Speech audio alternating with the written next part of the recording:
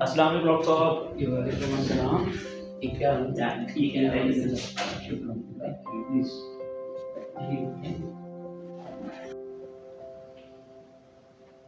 بسم اللہ الرحمن الرحیم. السلام علیکم پاکستان. ناظرین، آپ دیکھ رہے ہیں آواز بہاولپور نیوز چینل اور میں ہوں آپ کا میزبان احمد محمود. ناظرین، جیسا کہ آپ سب جانتے ہیں کہ ہم آپ لوگوں کے لیے آج کی شخصیت پروگرام لے کر آیا کرتے ہیں. آج میں آپ کو جس شخصیت کا تعارف کروانے جا رہا ہوں، آپ کسی تعارف کے محتاج نہیں ہیں. ڈائنامک پرسنالٹی ہمارے ساتھ موجود ہیں. میرے ساتھ موجود ہیں پروفیسر ڈاکٹر محمد مظہر ایاز صاحب، vice chancellor Cholistan university of veterinary and animal sciences Bahawalpur. آپ ایک استاد ہیں، آپ ایک ریسرچر ہیں، آپ بہت بڑے ایڈمنسٹریٹر ہیں. آج ہم یونیورسٹی کے ڈیولپمنٹ کے حوالے سے بات کریں گے اور سر کی پروفیشنل لائف کے حوالے سے خصوصی گفتگو کریں گے. تو آئیے بات کرتے ہیں، ملاقات کرتے ہیں. السلام علیکم ڈاکٹر صاحب. جی وعلیکم السلام. کیا حال ہے جناب؟ الحمدللہ سر، آپ ٹھیک ہیں؟ جی الحمدللہ بالکل ٹھیک.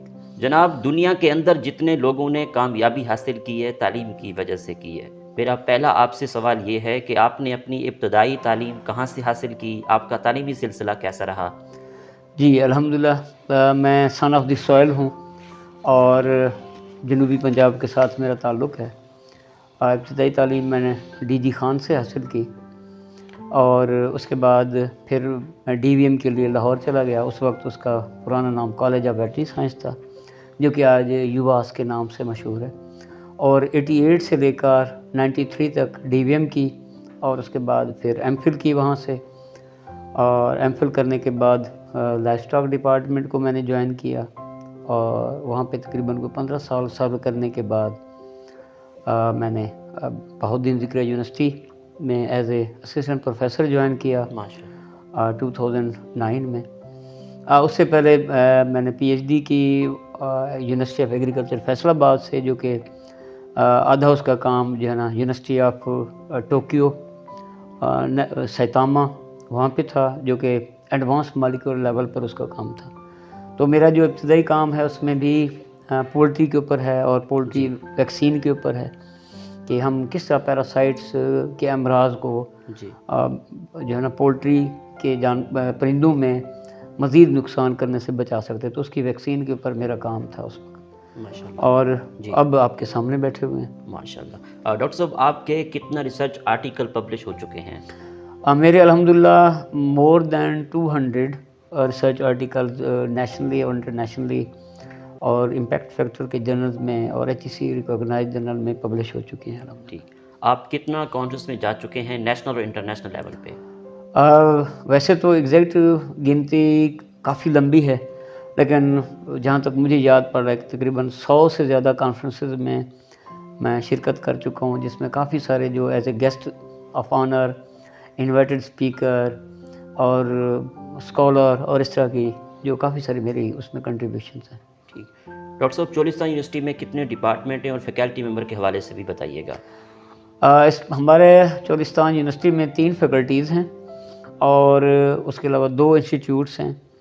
3 فیکلٹی میں فیکلٹی آف بایو سائنس ہے، فیکلٹی آف ویٹنری سائنس ہے اور faculty of animal production and technology ہے، اور انسٹیٹیوٹ آف کنٹینیوئنگ ایجوکیشن اور Cholistan institute of business administration, یہ ہمارے انسٹیٹیوٹس ہیں. اس میں ہماری وی ٹی ایچ بھی ہے، جس کو ہم ویٹری ٹیچنگ ہاسپٹل کہتے ہیں.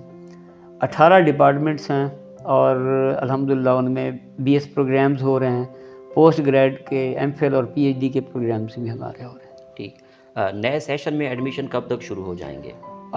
موسٹلی جو ہمارے جو بی ایس پروگرامز ہیں وہ ایف ایس سی کے رزلٹ کے بعد ہی اس کا کام سٹارٹ ہوتا ہے، لیکن سم ٹائمز جیسے ہی یہ بچے ایف ایس سی کے ایگزام سے فارغ ہوتے ہیں تو تاکہ وہ اپنے آپ کو گھر بیٹھ کے اسپائل نہ کریں، تو ہم ایڈمیشن کی کمپین سٹارٹ کر دیتے ہیں اور ایڈمیشن کا آن لائن پورٹل وہ ہم سٹارٹ کر دیتے تاکہ وہ اپنے وہاں پہ ایڈمیشن کے لیے ضروری جو کاغذات ہیں وہ بھی پورے کریں، ڈاکومنٹس پورے کریں اور ایڈمیشن کا ہمارا پروسیس سٹارٹ ہو جاتا ہے. ٹھیک. پاکستان میں ریسرچ کے کلچر کو بہتر کرنے کے لیے آپ کی کیا تجویز ہے as a vice chancellor professor doctor? ہماری جو ہے نا 2 چیزیں ہیں. اگر آپ نے ریسرچ کرنی ہے تو اس میں یونیورسٹی جس کو ہم اکیڈیمیا کہتے ہیں اور انڈسٹری، اور اس کے علاوہ جو ہمارا اسٹیک ہولڈر ہے وہ ہے کنزیومر. جی کہ اگر جو چیزیں کنزیومر کے پوائنٹ آف ویو سے اگر وہ آگے آ رہی ہوتی ہیں تو وہ انڈسٹری اس کو آگے ہمارے ریسرچرز کے ساتھ کولیبریٹ کرے. اب اس میں ہو یہ رہا ہے کہ ریسرچرز جو ہیں وہ اپنا کام انڈیپینڈنٹ کر رہے ہیں اور جو انڈسٹری ہے وہ ان کو لوپ میں نہیں لے رہی, وہ اپنے حساب سے اس کو کام کر رہی ہے. تو جب یہ انڈسٹری ایکڈیمیا کا لنکیج تھوڑا سا اسٹرانگ ہوگا جی یا ایون کہ کمپلسری ہوگا کہ انڈسٹری نے ایکڈیمیا کے ساتھ مل کر کام کرنا ہے, جی تو اس میں کافی سارے چیزیں بہتر ہو سکتی ہیں, جس میں جو چیمبر آف کامرسز ہیں جی اور جو دوسرے انڈسٹری کے لوگ ہیں وہ ہمارے ایکڈیمیا میں آئیں اور ہم اپنے جو ان کے مسائل ہیں ان سے آگاہ کریں اور پھر ہم ان کے مسائل کو حل کریں. کیونکہ میں یہ دعوے سے کہہ سکتا ہوں جی کہ ہمارے پاس انڈسٹری کا 100% ان کے مسائل کا حل موجود ہے. اگر وہ ہمیں اپروچ کریں گے اور ہمیں اپنے مسائل سے آگاہ کریں گے تو وہ ہم ان کے بہتر کر سکتے ہیں انشاءاللہ. ٹھیک. پاکستان کے نظام تعلیم پر آپ کا کیا تبصرہ ہے؟ الحمدللہ ہم گروئنگ فیز میں ہیں ابھی بھی 70 سال کے بعد بھی, لیکن یہ ہے کہ اگر سٹیک ہولڈرز کو ساتھ لے کر نصاب کو بہتر کیا جائے, جیسے جب ٹیکسٹ بک بورڈز یا اس طرح کے اور کیریکولم ڈیولپ ہو رہے ہوتے ہیں تو وہ جو سٹیک ہولڈرز ہیں, جو ایکڈیمیا ہے, ان کو ساتھ نہیں لیا جاتا, جبکہ رینڈملی مختلف اور جو لوگ ہوتے ہیں اس میں شامل ہو جاتے ہیں, جس کی وجہ سے کافی ساری اس میں کمی پائی جاتی ہے. دوسری بات یہ کہ ہم یونیورسٹی میں بیٹھ کر الحمدللہ میں ہر دفعہ ہر 6 مہینے کے بعد جی اپنے کورسز کو ریوائز کرتا ہوں, اور میں نے اپنی فیکلٹی کو یہ ایڈوائز کیا ہوا ہے کہ جناب انہوں نے انڈسٹری کو لوپ میں لے کر انڈسٹری اورینٹڈ کورسز ہم نے ان میں ڈالے ہوتے ہیں تاکہ ہمارے بچے, ہمارے اسٹوڈنٹس, ہمارے جو گریجویٹس ہیں وہ انڈسٹری میں آگے فٹ ہو سکیں اور ان کی ریکوائرمنٹ کے حساب سے وہ آگے ڈیلیبریشنز دیں. ٹھیک. جو اسٹوڈنٹس اس یونیورسٹی میں ایڈمیشن لینا چاہتے ہیں تو ان کے لیے آپ کیا کہنا چاہیں گے؟ اس یونیورسٹی میں کیا کیا سہولیات ہیں؟ الحمدللہ ہم جو ساؤتھ پنجاب میں ویٹرنری سائنس کی یہ پہلی یونیورسٹی ہے, جبکہ اس سے جو university of veterinary animal sciences Lahore میں موجود ہے, تو ہمارے وہ اسٹوڈنٹ جو ڈی وی ایم میں, بایو کیمسٹری میں, کیمسٹری, زولوجی اور اس طرح poultry science, animal science, biological science, ایک پوری لمبی چوڑی لسٹ ہے, تو ان میں اگر ایڈمیشن لینا چاہ رہے ہیں تو ہماری یونیورسٹی بیسٹ ہے اپنے ایریا میں اور نمبر 1 پہ ہے. اور ہم نے اپنی یونیورسٹی رینکنگ جو ورلڈ رینکنگ ہے اس میں بھی دوڑ اپنی شروع کر دی ہے, اور انشاءاللہ بہت جلدی ہمارا وہاں پہ رزلٹ آئے گا. اس میں ہمارا QEC ڈپارٹمنٹ بہت محنت کر رہا ہے, اور ہمارے جو اسٹوڈنٹس ہیں ان کے لیے ہم نے جو خوشخبری ہے وہ یہ ہے کہ ہر ڈویژن کی, جو ہمارے 3 ڈویژن ہیں جس میں بہاولپور, ملتان اور ڈیرہ غازی خان, ان کی اسپیشل سیٹیں ہم نے کوٹا رکھا ہوا ہے. پھر چولستان میں ان کو بھی ہم نہیں بھولے, کیونکہ یونیورسٹی کا نام ہی Cholistan university of veterinary animal sciences ہے, تو جو چولستان کے اسٹوڈنٹس ہیں ان کا بھی ہم نے کوٹا رکھا ہوا ہے تاکہ وہ کہیں پہ اپنے احساس کمتری کا شکار نہ ہوں, اور وہ اپنے میرٹ کے حساب سے کہیں جہاں پہ اوپن میرٹ ہوتا ہے اگر وہ وہاں پہ کمپیٹ کسی وجہ سے اپنے مسائل کی وجہ سے نہیں کر سک رہے ہوتے تو وہ ہمارے پاس ایزیلی ایڈمیشن یہاں پہ لے سکتے ہیں, کیونکہ ہمارے پاس کمپیوٹر سائنس بھی ہے اور اس کے علاوہ بزنس ایڈمنسٹریشن بھی ہے, بزنس مینجمنٹ بھی ہے. تو یہ وہ سبجیکٹس ہیں جن میں بچے آگے ایکسل کر سکتے ہیں, ہمارے اسٹوڈنٹس آگے ایکسل کر. ڈاکٹر صاحب, یونیورسٹی کے استاد میں کیا کیا خصوصیات ہونی چاہیے اور لیکچر کا پروسیس کس طرح ہونا چاہیے, کس طرح ڈیلیور کرنا چاہیے؟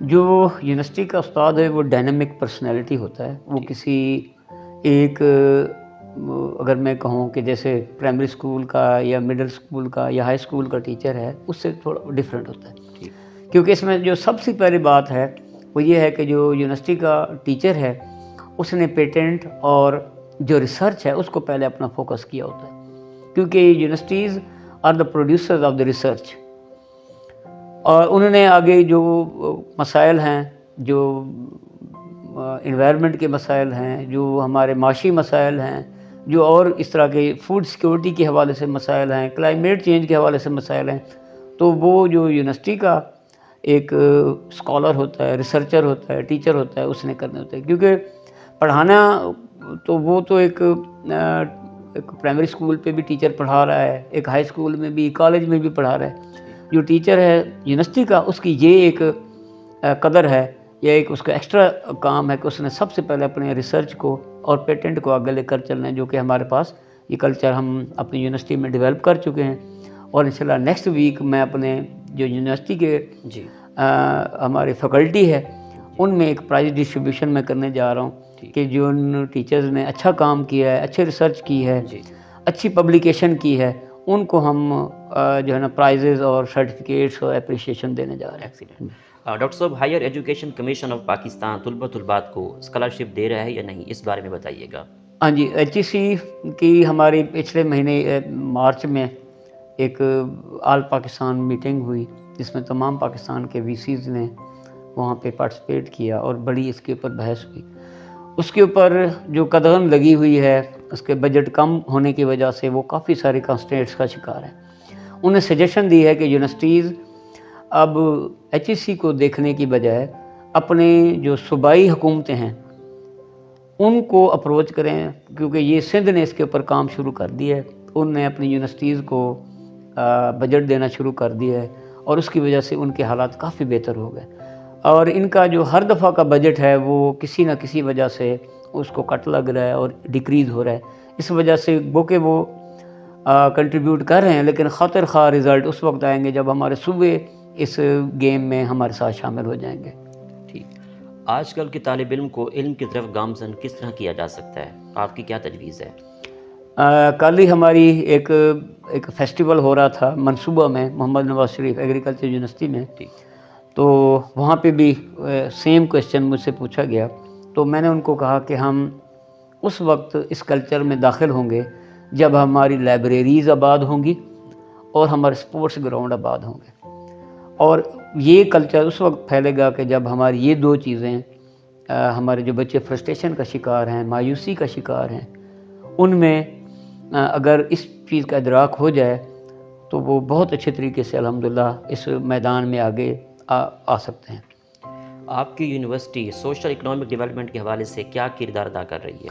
ہماری یونیورسٹی الحمدللہ ہمارا جو ایریا ہے وہاں پہ ایک ہماری ایک چھوٹی سی تنظیم بنی ہوئی ہے جس کا نام کیئرز ہے. تو اس حوالے سے اس پلیٹ فارم سے بھی ہم کوشش کر رہے ہیں کہ وہ جو یہاں کے جو حقدار لوگ ہیں، نادار لوگ ہیں، اسٹوڈنٹس ہیں، بچے ہیں، ان کا ہم اس پلیٹ فارم سے کچھ نہ کچھ ان کی ہیلپ کریں. ان کو جو میرا ٹارگٹ ہے وہ یہ ہے کہ ان کو ہم سکل بنائیں، کیونکہ جو سکلڈ ہیں ورکرز ہیں ہمارے وہ ہمارا ایسٹ ہیں. اس لیے ہم نے یہاں پہ کورس ایک شروع کیا ہوا ہے LED کا، جو 2 سال کا ڈپلومہ کورس ہے. پھر 6 ماہ کے ہم نے کورسز سٹارٹ کیے ہیں اور ریسنٹلی انشاءاللہ نیئر فیوچر میں تقریباً کوئی 100 کے قریب شارٹ کورسز انیشیٹ کرنے والا ہوں کہ جو کہ وہ بچے وہ مطلب وہ لوگ ان میں ہم ایج کی بھی کوئی نہیں رکھیں گے حد کہ جناب وہ کسی بھی عمر میں چاہے وہ میل ہے، فیمیل ہے، بچہ ہے یا بوڑھا ہے، اگر وہ کام کرنا چاہ رہا ہے تو ہم اس کو ہیلپ دیں. تو اس طریقے سے ہم انشاءاللہ بہت جلدی وہ پلیٹ فارم کا بھی آغاز کرنے والے ہیں. ٹھیک. ایڈمیشن لینے کے لیے کیا ریکوائرمنٹس ہیں؟ ہمارے ڈگری پروگرام جو BS اور DVM ہے ان کے لیے ہمارے پاس بایولوجیکل سائنس میں DVM کے لیے 60% ہوتا ہے ان کی FSC کے نمبر، جبکہ جو دوسرے ہمارے BS کے پروگرامز ہیں ان میں 45% to 50% تک ان کا منیمم ریکوائرمنٹ ہے. جبکہ جو ڈپلومہ کورسز ہیں ان میں میٹرک بایولوجی کے ساتھ، کیونکہ ہمارے کافی سارے پروگرامز جو ویٹرنری کے، اینیمل سائنس کے، بایولوجی کے ہیں، سوائے کمپیوٹر سائنس کے اور بزنس ایڈمنسٹریشن کے، یہاں پہ جن لوگوں نے میتھ رکھا ہوا ہے وہ بھی اپلائی کر سکتے ہیں. ٹھیک. HEC کیا فنڈ دے رہی ہے؟ HEC اس دفعہ انہوں نے ہمیں جو ہے نا 10 ملین فنڈ دیا ہے، کیونکہ اس کی ریکوائرمنٹ ہوتی ہے کہ یونیورسٹی کو 5 سال ہو جائیں تو پھر وہ اس کو فنڈنگ شروع کرتے ہیں. ابھی فرسٹ ٹائم ہی ہماری اس یونیورسٹی کو 5 سال ہوئے ہیں. انہوں نے وعدہ تو زیادہ کیا تھا لیکن ان کو فنڈز کو کٹ لگنے کی وجہ سے انہوں نے پھر ہمیں 10 ملین کے قریب دیا ہے کہ اس سے ہماری چھوٹی موٹی ضروریات پوری ہوئی ہیں. لاسٹ ٹائم آپ نے PTV پہ ایک انٹرویو دیا، وہ انٹرویو بہت فیمس ہوا اور گورنمنٹ لیول پہ سنا گیا. اور پولیٹری کے حوالے سے بات کرنا چاہ رہا ہوں. پولیٹری کی ریٹ کس طرح کم کیے جا سکتے ہیں، اس حوالے سے بتائیے گا. بہت زبردست کویشچن ہے، کیونکہ آج کل کا یہ برننگ کویشچن ہے. اس میں یہ ہے کہ جب میرا پی ٹی وی پہ میں نے انٹرویو دیا وہاں پہ، تو میں نے ایک سجیشن دی کہ اگر ہم چوزے کے ریٹ کو کنٹرول کر لیں تو ہمارے کافی سارے مسائل بہتر ہو سکتے ہیں۔ اب اس سے یہ ہمیں شاید کسی جگہ پہ یہ بات میری سنی گئی، تو ان نے چیکس کو کنٹرول کیا۔ اس وقت اس کا ریٹ 220 روپے سے زیادہ تھا، اور آج کے ریٹ آیا اس کا 80 روپیہ۔ اب آپ یہ دیکھیں کہ وہ 140 روپے کے قریب ریٹ اس کا ڈیکریز ہوا ہے، اور وہی امپیکٹ آگے گیا ہے جو ہمارا تیار مال ہے، جو پولٹری جو بازار میں لائیو اینڈ برڈز ہیں ان کے اوپر ہے۔ لیکن ابھی بھی اگر گورنمنٹ اس کے اوپر تھوڑی سی کوئی اپنے اے سی صاحبان کو، ڈی سی صاحبان کو، یا جو مجسٹریٹ ہیں، پرائس کنٹرول ہے، ان کو تھوڑا سا موبلائز کریں، تو تقریباً 200 روپے کے قریب اور بھی ہماری بچت ہو سکتی ہے۔ مینز اس وقت 408 روپے کے قریب آج کا ریٹ تھا، تو یہ 200 روپے کے اوپر آ سکتا ہے پر کے جی، اور اس سے بھی، اور اس سے یہ ہے کہ گورنمنٹ کی چھوٹی سی کنٹریبیوشن سے جو ہمارا ایک مزدور طبقہ ہے، یا وہ لوگ جن کو مطلب ہے کہ کھانے کے لیے پروٹین بھی چاہیے، پولٹری کے اوپر انحصار کر رہے ہوتے ہیں، تو ان کے لیے ایک بہت بڑا ان کا احسان ہوگا۔ اور ساتھ میں یہ ہے کہ جو مڈل مین ہے ان کو ڈسکریج میں کرتا ہوں، کیونکہ یہ دیکھیں کہ ایک فارمر جس نے ایک چوزا خریدا، اس کو دن رات اس کو الیکٹرسٹی، بجلی، یا جو ہمارا جو کنٹرول شیڈ ہے اس کے اخراجات، اس کے لیبر، اس کے باوجود بھی وہ اگر لائیو ریٹ 300 روپیہ سیل کر رہا ہے، جبکہ مرغی کا ریٹ اس وقت 700 روپے کے قریب تھا، تو باقی جو 400 روپے ہیں وہ مڈل مین کے پاس جا رہے ہیں، کیونکہ وہ اس کا خون بھی اس کو سیل کر رہا ہے، اس کے پر بھی، اس کے پنجے بھی، اس کی چربی بھی، اور اس کے علاوہ اوفلز ہیں، دوسرے جو ڈسکارڈ چیزیں ہیں وہ بھی ان کو سیل کر رہے ہیں۔ تو اس کو اگر گورنمنٹ پراپرلی ٹیک اپ کرے، اور اے سی صاحبان کو، اور جو پرائس مجسٹریٹ ہیں، اور ڈی سی صاحبان اس کے اوپر تھوڑی سی اگر ایفرٹ کریں پورے پاکستان لیول پہ، تو ہم کافی ساری لوگوں کو ریلیف دے سکتے ہیں۔ ٹھیک، تعلیمی اصلاح جو حکومت کرنے جا رہی ہے، اس حوالے سے بتائیے گا۔ یہ میاں نواز شریف صاحب اور شہباز شریف صاحب کا اور مریم صاحبہ کا بہت بڑا اقدام ہے۔ اس میں یہ ہے کہ یہ ایک چھوٹا کام نہیں ہے، ایک بہت بڑا کام ہے کہ جو ان کو صدیوں تک ان کو یاد رکھا جائے گا۔ اس میں یہ ہے کہ میں آج ہی پڑھ رہا تھا کہ 2 کروڑ پلس جو بچے ہیں وہ اسکول نہیں آ رہے اب، کیونکہ غربت ہے، اور غربت کی وجہ سے وہ تو کوشش کرتے ہیں پیرنٹس کے اسکول جانے کے بجائے وہ کسی کام پہ لگ جائے، کسی مکینک کے پاس چلا جائے، کوئی اور کام اس طرح کا سیکھ لے۔ تو اس میں میرا ایک آئیڈیا ہے کہ 1 چائلڈ 1 میل یا 1 باکس میل باکس اگر یہ انٹروڈیوس کرایا جائے، تو اس سے یہ ہے کہ ہمارے کافی سارے بچے جو ہے نا اسکول کو واپس آ جائیں گے، جو کہ ایون کے جانے بھی، کیونکہ جب ان کو ایک ٹائم کا پیٹ بھر کے کھانا مل جائے گا اسکول میں، اور کافی سارے ہمارے نیبر کنٹریز ہیں، یورپین کنٹریز ہیں، وہاں بھی یہ اسکیم چل رہی ہیں کہ بچے نے دوپہر کا کھانا یا ایون کہ صبح کا ناشتہ وہ اپنے اسکول میں آ کے کرنا ہے، اور وہ ایک باکس جو کہ بیلنسڈ ڈائٹ ہے وہ اس کو ملے گی، تو اس سے کافی سارے جو تھیلیسیمیا کے پیشنٹس ہیں، انیمیا کے پیشنٹس ہیں، اور ویکنیس کے پیشنٹ ہیں، یا جو اسکول صرف اس وجہ سے نہیں آ رہے کہ وہ کھانا کمائیں یا پڑھائی کریں، تو وہ الحمدللہ میرا خیال ہے کہ یہ بہت بڑا ایک اقدام ہو سکتا ہے۔ ڈاکٹر صاحب، آپ کی نظر میں کامیابی کیا ہے؟ کامیابی الحمدللہ اللہ تعالیٰ کی طرف سے ایک گفٹ ہوتا ہے، اور کامیاب لوگ وہی ہیں جو اللہ تعالیٰ کے بتائے ہوئے راستوں پہ چلتے ہیں۔ ٹھیک، آپ کی اس کامیابی کے سفر میں دوستوں کا، اساتذہ کا، والدین کا کتنا ساتھ رہا؟ الحمدللہ میرے والدین نے اس کے اوپر میرے ساتھ بہت ہیلپ کی، اور میرے ٹیچرز نے پوری ایمانداری کے ساتھ مجھے پڑھایا، اور اس میں یہ ہے کہ بندے کی اپنی بھی نیت ہونی چاہیے پڑھنے کی۔ اس میں یہ ہے کہ ہم نے بھی اپنا کوئی ٹائم ضائع نہیں کیا، اور الحمدللہ اس وقت بھی میں تقریباً ڈیلی کوئی نہ کوئی کتاب کے چند ورق لازمی پڑھتا ہوں، کیونکہ پڑھائی سے ہی آپ اپنے نالج کو انکریز کر سکتے ہیں۔ ٹھیک، آپ کو سیر و سیاحت کا کتنا شوق ہے؟ پاکستان کے کون کون سے شہر اچھے لگتے ہیں؟ آپ کا پسندیدہ شہر کون سا ہے؟ الحمدللہ سیر و سیاحت near to close my heart. یہ مطلب ہے کہ ریسنٹلی بھی ایک کانفرنس کے حوالے سے مظفر آباد، آزاد کشمیر میں نے چکر لگایا، وہاں پہ as a guest of honour انہوں نے انوائٹ کیا ہمیں.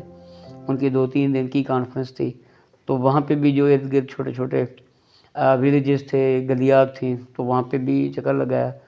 لیکن یہ ہے کہ جو پرانے آثار قدیمہ ہیں وہ بھی مجھے ذرا پسند ہیں، کیونکہ ان سے کافی سارے بندے کو لرننگ ہوتی ہے کہ ہمارے آباء و اجداد نے، جو ہمارے پرانے بزرگ تھے، ان نے کس حالات میں اور کیسے آگے پروگرس کی، کیونکہ اس سے بندہ اپنی آگے کی چیزوں کو ذرا بہتر کرنے کی کوشش کرتا ہے. ٹھیک.